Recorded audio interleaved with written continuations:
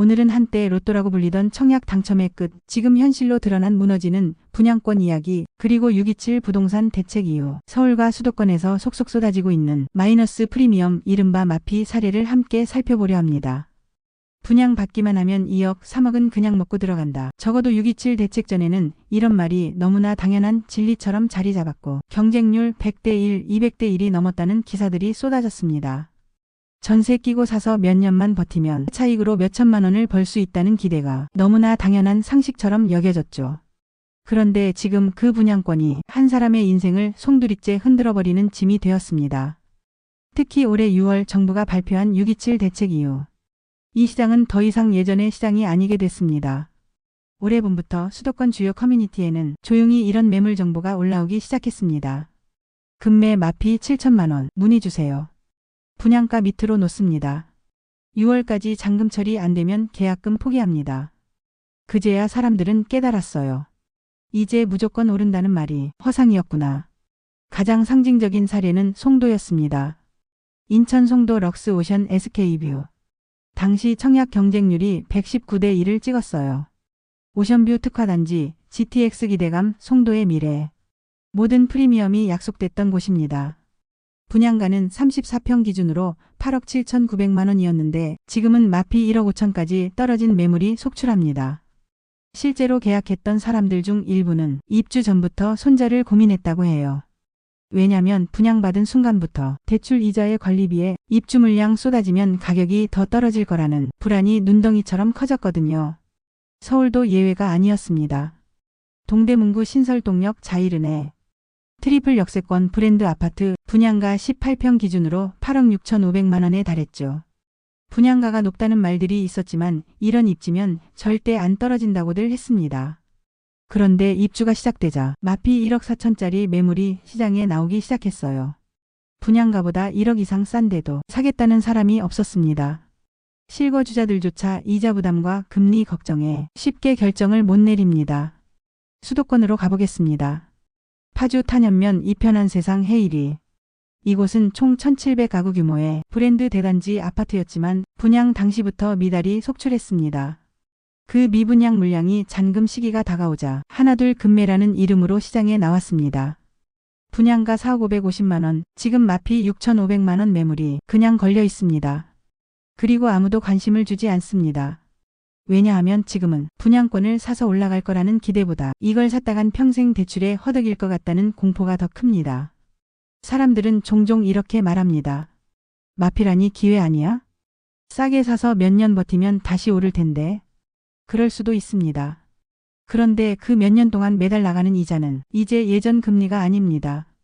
지금 분양권 잔금 대출은 연 4.5%대가 기본이에요. 8억짜리 아파트면 월 이자만 300만 원에 육박합니다. 서울 강북구 미아동 하나포레나미아도 상황이 비슷합니다. 2022년 분양 당시 경쟁률이 최고 23대 1을 찍고 무순위 청약에서는 무려 340대 1까지 갔던 단지입니다. 하지만 입주를 앞둔 지금 마피 7천만 원 매물이 나오고 있습니다. 당초 33평 분양가가 10억 4천이 넘었는데 이제 시세는 9억도 못 버티는 물건이 생긴 거죠. 당시 당첨자들의 얘기를 들어보면 이렇게 말합니다. 이때 청약 안 넣으면 평생 집 못 살 것 같았다. 그리고 수원 힐스테이트 수원 파크포레. 이곳도 지난해 12월에 입주를 시작했습니다. 분양가는 33평 기준으로 8억 8,600만 원. 지금은 마피 9천만 원짜리 매물이 나오고 있습니다. 같은 평형 같은 단지 분양가보다 1억 가깝게 싼데도 거래가 안 됩니다. 왜냐면 사람들은 이제 압니다. 이게 단순히 가격이 싸서 좋은 기회가 아니라 평생 갚아야 할 부채의 시작일 수 있다는 걸요. 인천 검단 힐스테이트 검단 포레스트도 비슷합니다. 33평 분양가가 5억 6천이었는데 지금은 마피 8천만 원. 겉으로 보면 기회 같습니다. 하지만 그 지역만 해도 2027년까지 1만 가구가 더 입주할 예정입니다. 수요보다 공급이 압도적으로 많으면 아무리 브랜드가 좋아도 거래는 멈춥니다. 서울 도봉구 올해 7월 입주를 앞둔 도봉 롯데캐슬 골든파크도 사정이 다르지 않습니다. 이 단지는 민간 임대 방식으로 10년간 목돈을 넣어두고 전세처럼 거주하다 10년 후 분양 전환 매수 가능한 단지입니다.